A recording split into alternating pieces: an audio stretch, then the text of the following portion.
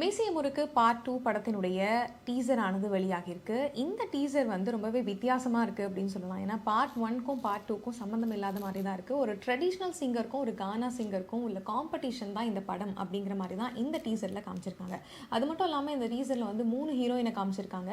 Eighties, 90ஸ் இப்ப இருக்க 2K heroine மாதிரி 3 பேர காமிச்சிருக்காங்க. இந்த 3 பேருமே வந்து 3 காலகட்டங்கள்லயும் எடுத்திருக்க ஒரு படமா இது இருக்குமோ, அந்த மாதிரி இத வந்து கனெக்ட் பண்றாங்களோ அப்படிங்கிற மாரி தான் தோணுது. ஸோ இந்த படத்தில் வந்து எந்த சிங்கர் வின் பண்ணுறாங்க இல்லை எந்த சிங்கர்னுடைய லைஃப் வந்து ஹைலைட் ஆகுது அப்படிங்கிற மாதிரி தான் இந்த படத்தை கனெக்ட் பண்ணுறாங்க. முன்னாடி பார்ட் அப்படின்னு பார்க்கும் பொழுது அவருடைய சொந்த வாழ்க்கையில் நடந்த கதையவே வந்து அவர் வந்து பண்ணியிருப்பார். ஸோ இந்த படத்தில் வந்து அவர் மியூசிக்காக இருக்கட்டும், அவருடைய படத்தினுடைய டைரக்ஷனாக இருக்கட்டும், அவர் நடித்த விதமாக இருக்கட்டும், எல்லாமே வேறு மாதிரி வித்தியாசங்கள் காட்டணும்னு சொல்லிட்டு 80ஸ்க்கு போய் நிறைய விஷயங்களை வந்து கொண்டு வந்து இந்த இடத்துல வச்சுருக்காங்க அப்படின்னு சொல்லலாம். ஸோ படம் வந்ததுக்கு அப்புறமா தான் தெரியும். இந்த படம் வந்து சம்மரில் ரிலீஸ் ஆகும் அப்படின்னு சொல்லப்பட்டுட்டு வருது. ஸோ படம் வந்ததுக்கு அப்புறமா என்ன மாதிரி இருக்கு, மீசை முறுக்கு 1 வந்து நல்லா இருக்கா இல்லை 2 வந்து நல்லா இருக்கா அப்படிங்கிறத பொறுத்திருந்து பார்க்கலாம்.